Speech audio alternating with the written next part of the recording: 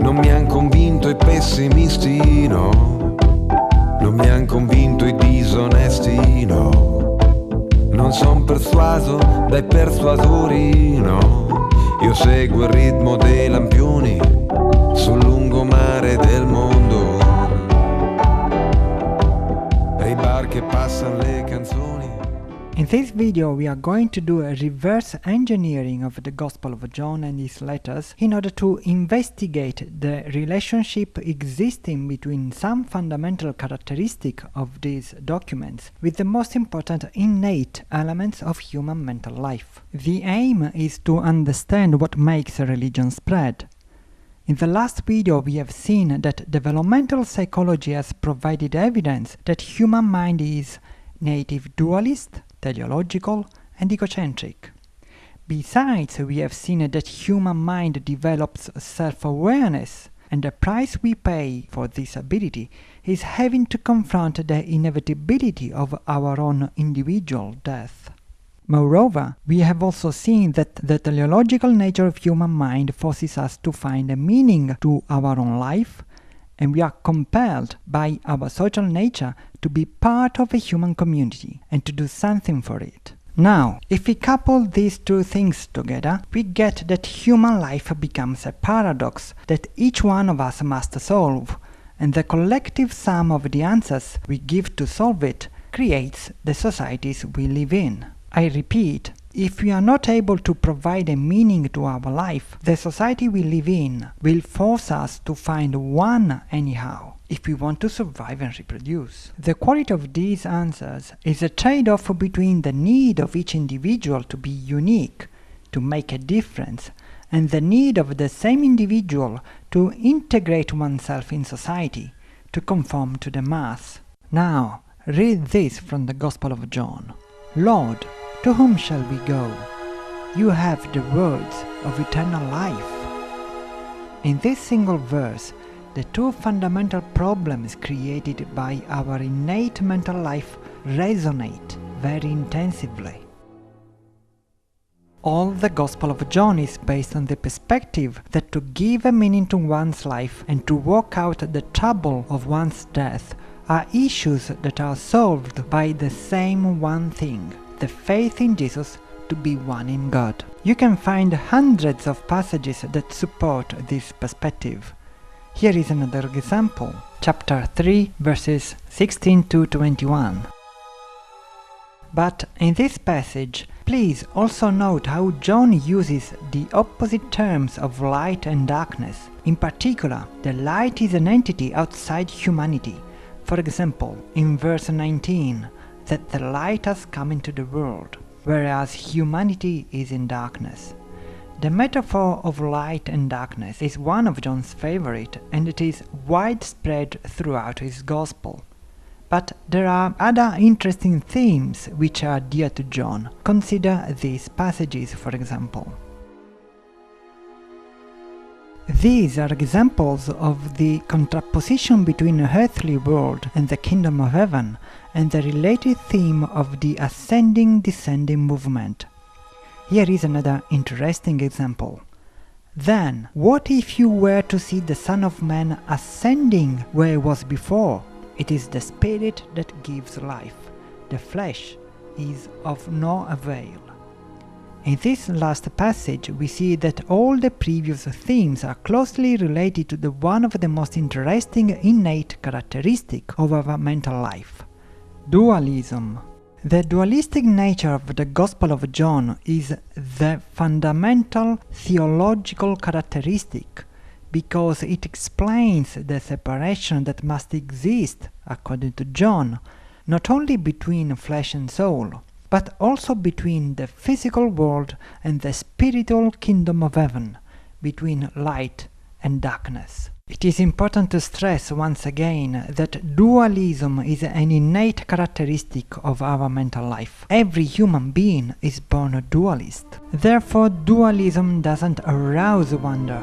It doesn't demand an explanation because it appears to be self-evident. Read, for example, this other interesting passage from the Gospel of John. Here Jesus makes his single one and unique reference to a child in the whole Gospel of John. In particular, Nicodemus doesn't understand how a grown-up adult can become a baby again, and Jesus explains that you must be born of water and spirit in order to enter the kingdom, and you should not wonder about it. Now, dualism is explicitly stated in verse 6. Which is born of flesh is flesh, and that which is born of the spirit is spirit.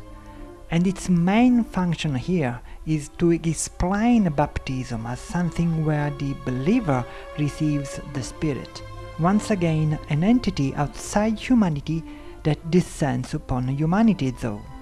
Without dualism, such a sophisticated concept would be impossible. Now, what about the innate egocentrism of human mental life and our need to be part of a social community? Egocentrism is the real fuel that makes the things get going in the Gospel of John. For example, the main feature of this Gospel is that nobody can be compared to Jesus, not even John the Baptist, because Jesus himself is one and the same with his Father, and the reader is invited to join in. The whole Gospel of John, as a matter of fact, sounds like a long monologue in which Jesus explains this thing over and over again. Chapter 2, 23 to 25. Chapter 5, 31 to 37. Chapter 8, 14 to 18. Chapter 15, 1 to 8. The many that becomes one in Jesus to form a special group thanks to the faith that Jesus is the Son of God is the main theme of the Gospel of John. This faith will grant eternal life in heaven to this special group. Such a perspective solves the problem of death, it gives a meaning to life, it makes you feel to be part of a superior special group.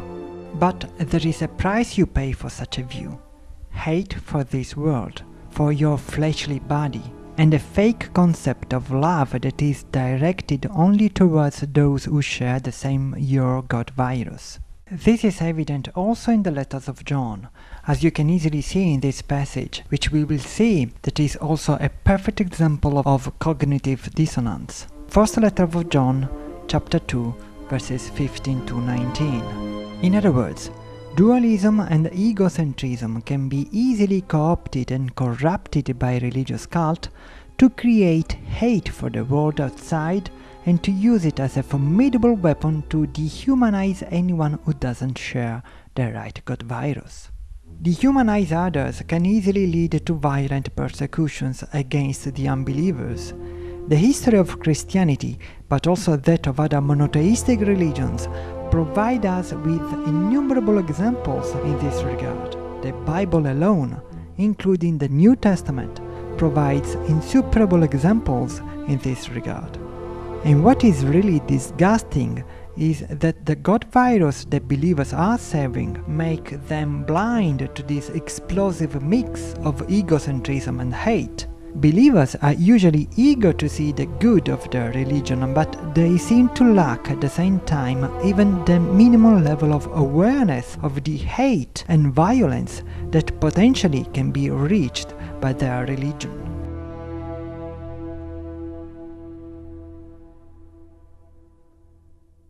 Last but not least, the promise of eternal life makes the believer oriented towards both the end of one's individual life and that of the world.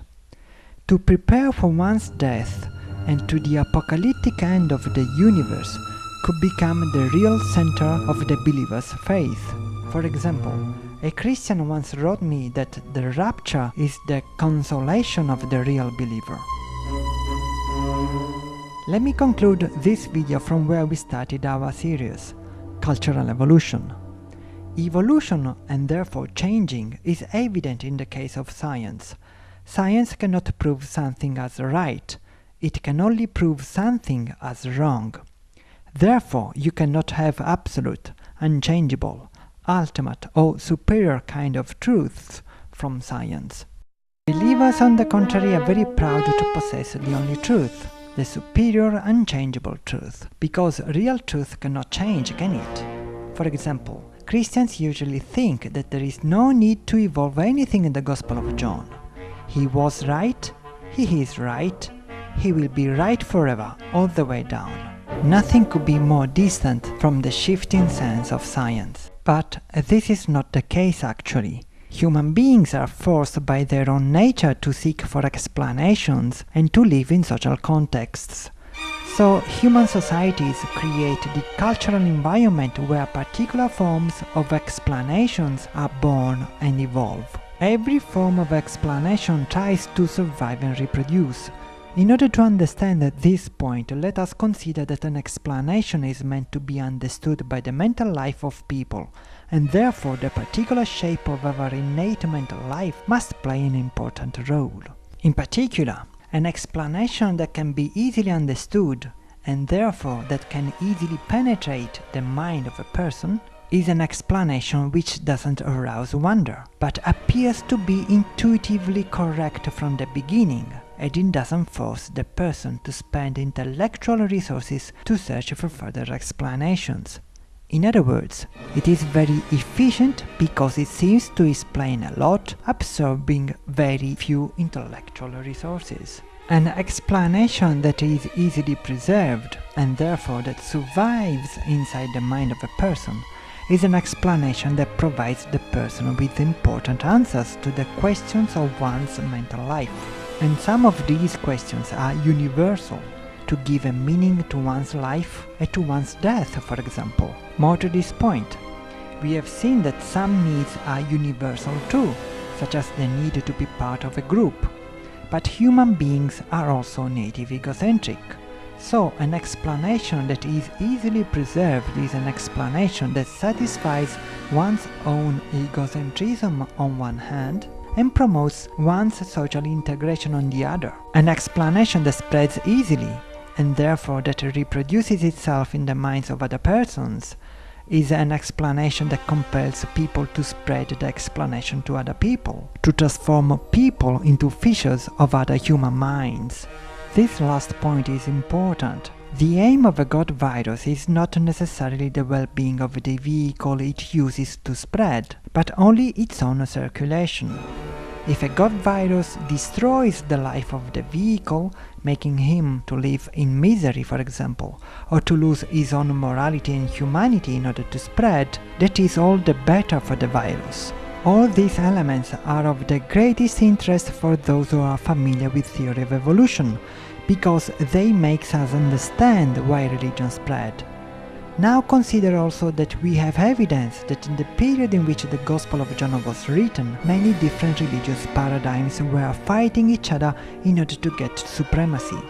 That was an ideal environment where new paradigms could be formed, change and evolve in order to get the right shape to guarantee them one simple goal: to spread as much as possible. Therefore, the Gospel of John seems to be the perfect example of the result of an evolutionary process. In fact, it is designed in every detail to spread as a virus. In other words, religion spreads because it has evolved an adaptation to the most basilar, innate characteristics of human mental life. This fact explains why religion fits so well our innate intuitions on why we exist and what the world is. And explains also why religion is a byproduct. We will see that the Gospel of John also conforms to the most relevant features of human social psychology, and it presents the most basilar characteristic of a document produced by a religious cult. Many other documents from the New Testament share this upsetting characteristic, like for example the letters of John and the book of Acts. But before all that, in the next video time has come to let enter Jesus according to Thomas. Prepare yourself to some surprising things. Thank you for watching.